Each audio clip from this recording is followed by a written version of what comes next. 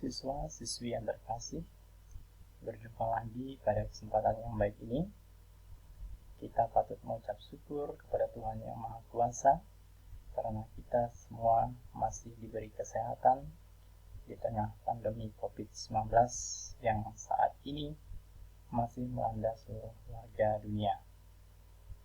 Tetap stay at home, kalaupun terpaksa harus keluar rumah, selalu ikuti protokol kesehatan dengan cara melakukan 3 hal. Yang pertama, selalu gunakan masker, menjaga jarak, dan mencuci tangan, agar kita semua terhindar dari penularan COVID-19. Mengawali kegiatan belajar kita, alangkah baiknya kita menundukkan kepala sejenak, sembari memohon kepada Tuhan Yang Maha Kuasa agar proses belajar di rumah berjalan dengan baik dan kita semua senantiasa diberi kesehatan. Berdoa mulai. Selesai. Baik, materi kali ini merupakan kelanjutan materi yang ditampilkan pada video sebelumnya.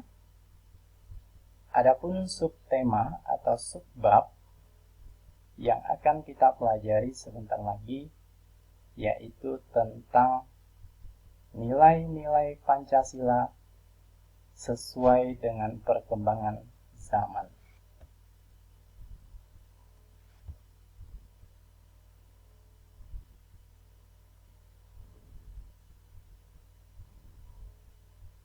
Nah, ini adalah subbab atau materi yang akan kita pelajari pada pertemuan kali ini, yaitu tentang nilai-nilai Pancasila sesuai dengan perkembangan zaman.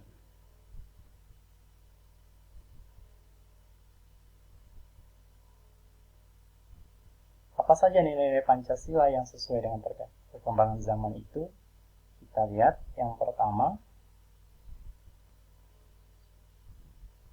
nilai ketuhanan yang Maha Esa, nilai kemanusiaan yang adil dan beradab, nilai persatuan Indonesia, nilai kerakyatan yang dipimpin oleh hikmat kebijaksanaan dalam permusyawaratan perwakilan. Yang kelima, nilai keadilan sosial bagi seluruh rakyat Indonesia. Nah, kelima nilai Pancasila ini dapat menyesuaikan diri dengan perkembangan zaman. Jadi, nilai Pancasila ini sifatnya fleksibel, luas, selalu bisa menyesuaikan diri atau beradaptasi dengan perkembangan zaman atau kemajuan zaman. Mengapa bisa demikian? Ya, tentu saja bisa. Kenapa? Alasannya adalah karena Pancasila merupakan ideologi yang bersifat terbuka. Nah, apa ciri-ciri ideologi yang bersifat terbuka nanti akan kita jelaskan, paparkan satu persatu pada slide yang berikutnya.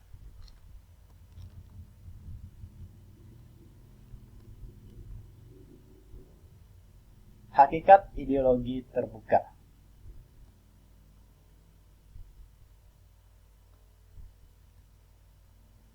Ideologi terbuka adalah ideologi yang berkembang sesuai dengan perkembangan masyarakat dan kecerdasan kehidupan bangsa. Senantiasa mendorong terjadinya perkembangan pemikiran baru tanpa harus kehilangan jati dirinya. Nah, itu adalah hakikat dari ideologi terbuka. Lalu bagaimana dengan ideologi tertutup? Nah, ideologi tertutup di sini adalah suatu ideologi yang berakar pada nilai-nilai yang berasal dari luar bangsanya atau pemikiran perseorangan, bersifat kaku dan cenderung bersifat dogmatis sempit.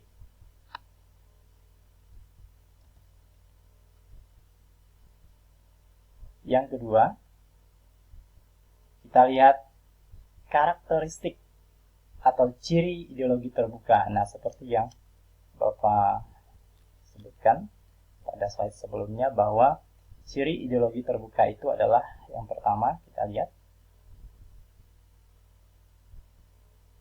Ciri khas ideologi terbuka adalah nilai-nilai dan cita-citanya tidak dipaksakan dari luar, melainkan digali dan diambil dari kekayaan rohani, moral, dan budaya masyarakat itu sendiri. Dasarnya dari konsensus masyarakat. Nah, konsensus itu artinya adalah kesepakatan bersama, ya, kesepakatan bersama masyarakat, tidak diciptakan oleh negara, melainkan ditemukan dalam masyarakat sendiri. Oleh sebab itu, ideologi terbuka adalah milik dari semua rakyat. Masyarakat dapat menemukan dirinya di dalamnya. Nah, itu adalah ciri khas ideologi terbuka. Nah, secara spesifik atau secara khusus, ciri-ciri ideologi terbuka antara lain, yang pertama, sistem pemikiran yang terbuka. Itu ciri yang pertama. Yang kedua, nilai-nilai dan cita-citanya digali dan diambil dari harta kekayaan rohani, moral, dan budaya masyarakat itu sendiri. Ciri yang ketiga, dasar pembentukan ideologi merupakan hasil musyawarah dan kesepakatan dari masyarakat sendiri. Yang keempat, cirinya adalah diciptakan oleh masyarakat itu sendiri. Yang kelima, tidak hanya dibenarkan, melainkan dibutuhkan oleh seluruh warga masyarakat. Ciri yang keenam, isinya bersifat operasional, artinya dia bisa dijabarkan ke dalam perangkat kelengkapan negara yang berupa konstitusi atau peraturan perundang-undangan lainnya.